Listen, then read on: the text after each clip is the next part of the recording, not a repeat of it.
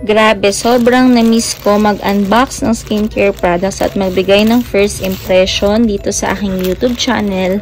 Kaya, here I am with another unboxing ng skincare product na talagang sikat na sikat nitong mga nakakaraang araw. Kaya napabili na rin talaga ako.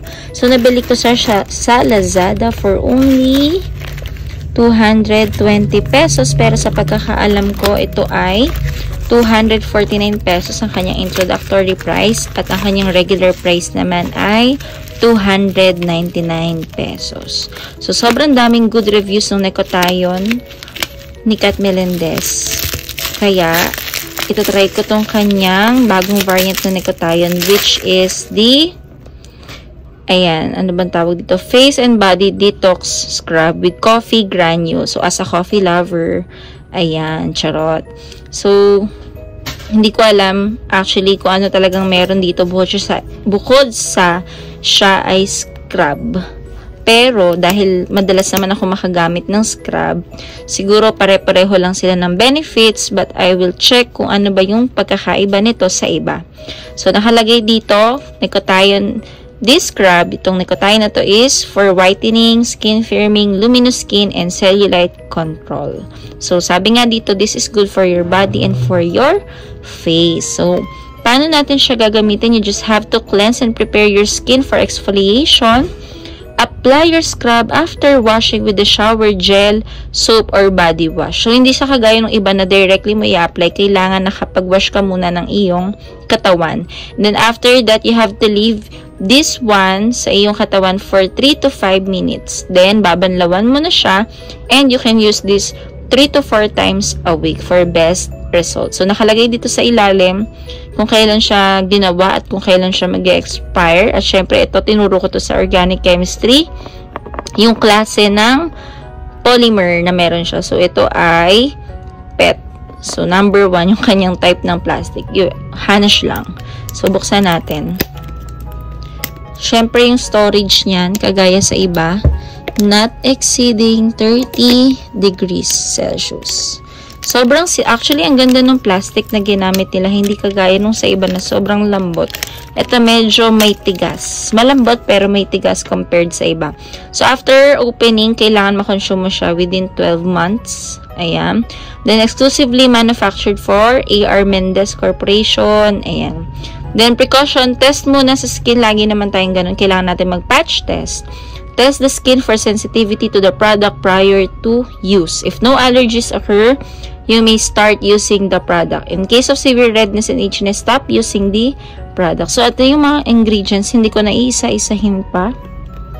Ayan. So, check na natin. So, itsura niya, parang kagaya nung glutathione capsules na in-offer ni Kat Melendez before. Ganito din yung kulay nun. Although, hindi ko talaga yung na-try. Pero yung sister ko kasi gumamit nun. At sabi niya, okay daw talaga. Although, hindi ko talaga siya na-vlog kasi hindi naman ako yung gumamit. So, ayan. So, kulay pa lang, parang coffee na medyo maraming creamer. No? Then, parang may mga granules sa loob. So, ay, nakikita nyo, diba? Gumagalaw-galaw. So, check natin. At titignan natin kung may scent agad. Okay, meron siyang takip. Oops. Uy, medyo malabnaw. At para siyang amoy coffee talaga. As in, parang 3-in-1. Ganun yung amoy niya. Then, yung consistency niya, para siyang creme condensada. Alam niyo yun? Yung para siyang Nestle cream, para siyang all-purpose cream. Ganun yung texture niya. Parang jelly-like. Tapos, amoy talaga siyang 3-in-1. So, ayan, makikita nyo. Ganyan ang kanyang consistency. Hindi siya kagaya ng mga scrub na pinakita ko sa inyo before dito sa aking channel na medyo may firmness pag magkakasama. So, ito siya kapag in-apply. Malambot at hindi masakit sa balat yung granules or yung scrub mismo. Okay, so feeling ko naglalagay ako ng kape sa katawan ko. At feeling ko todo-todong pagbabanlaw ang kailangan ko dito kasi parang sobrang tamis ng amoy. Feeling ko lalanggamin ako. Although, syempre, hindi naman tayo lalanggamin dito dahil hindi naman to pagkain. So, ayan, malambot siya sa skin. Ayan. So, papakita ko sa inyo ng malapitan. Ayan siya. Hindi ko masyadong nagustuhan yung consistency niya. Although, kapag in-apply sa skin, sobrang lambot. Para lang ako naglagay ng body wash. And then, hindi masyadong dama yung coffee scrub or yung mismo scrub or yung granules. Hindi siya irritating sa skin upon application, which is good.